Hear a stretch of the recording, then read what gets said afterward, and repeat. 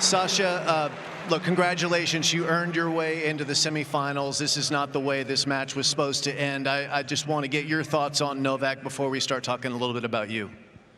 No, the very first thing I want to say is, please, guys, don't boo a player when he goes out with injury. He is.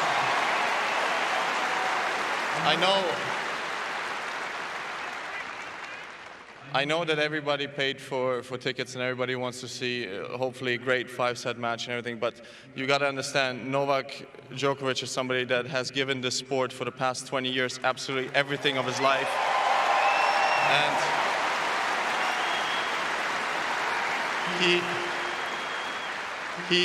he has won this turn with an abdominal tear. He has won this turn with a hamstring tear. If he cannot continue a tennis match, it really means that he cannot continue a tennis match. So please be respectful and really show some love for Novak as well. That's well said. Was there, before the match or within the match, did you have an idea that he was struggling to the point that he might not finish it? No, I actually thought it was quite a high-level first set. No, but I mean, like, of course, you know, there's some difficulties, and the longer you continue playing, then maybe the worse it gets. And the tiebreak, he was maybe not moving as well as in the entire first set. But I thought we had extremely long rallies, extremely difficult, physical also rallies. In the tiebreak, I did see him struggle maybe a bit more. But still, look. Of course, I'm happy on one side to be in the final of Australian Open. I'm in the final of a Grand Slam, but on the other hand, I'm being 100% honest. There's no guy on the tour that I respect more than Novak. He's been one of my closest friends on tour.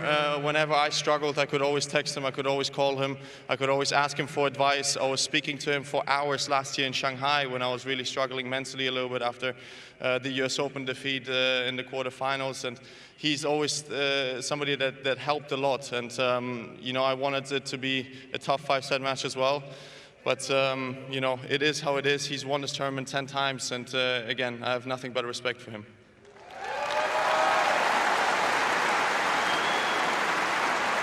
So let's turn our attention to you. So when you approach a match like this, when you know you might have an opponent who might have a problem, what's your mindset coming out here? Does it change the way that you approach the match, or do you come out, I'm going to play my way no matter what? Well, not against Novak, to be honest. I played him here in 2021 when he had an abdominal tear, and he served 28 aces against me. So I was like, well, I have to play 100%. You know, I played probably one of my best sets of the tournament. Now, the first set, and I won 7-5 in a tiebreak while he was injured. So, but you won. Yeah. Well, I don't know. Maybe I'm not that good. Maybe Novak is too good for the sport. I don't know what to say. You're number 2 in the world. They don't give that to you. You have earned it, and it's been really fascinating and fun.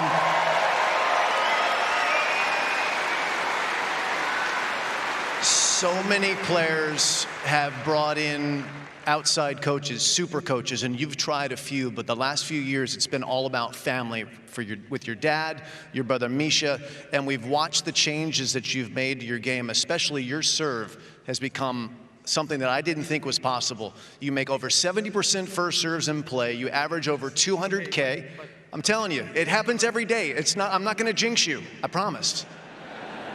I want to understand the change, how you made the changes, because we noticed your ball toss in the last couple of years has gotten much lower. It doesn't go up as high. How did that change come about? Because it's absolutely working amazingly well. So we're talking about technique now? Or? Technique, change, technical change, yes. Well, technique, the number one thing that I changed, it was actually with my brother more than anyone else, because my brother was never a massive server, so he's never a very big server, but he was extremely well with his spots, and he was extremely good in changing it up with a slice, with a topspin and all of that. And actually what was happening is I was tossing my ball so high up that I was waiting in that position for so long that I was losing momentum, so I couldn't accelerate anymore after the ball was already dropping. So the number one thing that we changed over the past, I think, 4 or 5 years is lowering the toss. Yep. So it's a fluid motion. So I actually hit the tennis ball at the highest spot that I can and not waiting for it to go down, and then I kind of have to wait for the ball. And my serve speed on the second serve especially, it went up quite a bit over the last few years. And if I'm going to serve under 70% in the final, I'm going to blame you for that. It won't happen, I can tell you. It won't. You already had your bad service day. You served 69% in your last match. Yeah. Terrible. That was horrible. It was awful, right? That was terrible. That was a terrible serving day. I only served 4 aces as well, so I didn't like that. All right, let's spin it forward. You've already mentioned you're in a final here for the first time in Australia, for the 3rd time in your career in a major, so that's awesome. And it's going to be either against Ben Shelton, the American, or Jannik Sinner, the Italian. So let's just preview that match and tell me what you're expecting in their matchups. I know, Sasha, you've played both of them. What do you think is going to happen in that one? What's going to happen? Ben is going to serve 240 kilometers an hour, and Jannik is going to return that serve like it's coming at you with your butterflies. So that's probably going to happen. But no, I mean, they're both great players. Everybody who's in the semifinal of Grand Slam absolutely deserves to be there. There's no easy draws. So yeah, I have tremendous respect for both of those guys, and I think it's going to be an entertaining match. Hopefully, some of you guys have tickets for tonight because it's going to be fun.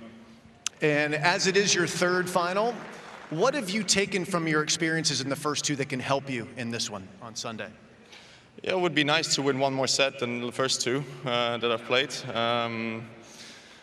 But yeah, I mean, look, Grand Slam finals are always difficult. The 2 best players in the world are playing on that court. You know, I lost twice in a 5th set, once in a 5th set tiebreaker at the US Open. So I've had my tough losses. I feel like maybe it's time for me to have some luck in a Grand Slam final as well. We're going to look forward to seeing you there on Sunday night. Ladies and gentlemen, your number 2 seed, Sasha Zverev. Wide World of Sports on YouTube is your home of the tennis this summer. With highlights of the best matches of the summer of tennis, the on-court interviews and every day with the morning serve, you'll be ahead of the game. So click that subscribe button so you don't miss a thing this summer.